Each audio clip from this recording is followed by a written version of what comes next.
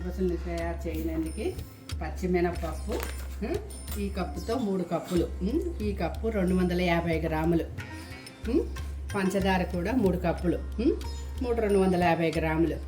ఇది ద్వారగా మాడిపోకుండా వేయించుకోవాలి.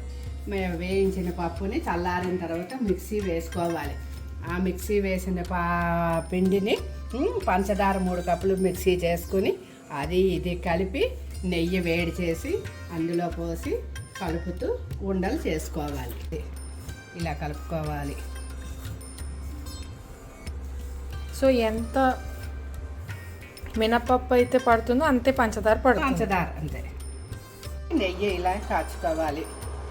ఆ కాగిన నెయ్యిని అంటే బాగా వేడెక్కి ఇలాగా ఇందులో వేసి కలుపుకోవాలి. 3 కప్పులు మినపప్పు పిండి, 3 కప్పులు పంచదార, 1 కప్పు నెయ్యి వేసి మినపసున్నికి ఇలా కలుపుకోవాలి. 1 కప్పు నెయ్యి వేసుకుని ఉండ ఇలాగ కలుపుకోవాలి.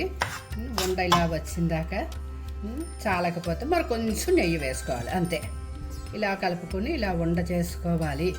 మినపసున్ను 50 గ్రాములు మినపప్పు, 750 గ్రాములు పంచదార, 300 గ్రాములు నెయ్యి, ఈ 3 కలిపి మినపసున్నులు 50 దాకా అవుతాయి. తర్వాత ఇవి తిన్న దగ్గర నుంచి మంచి ఒంటికి మంచి బలము.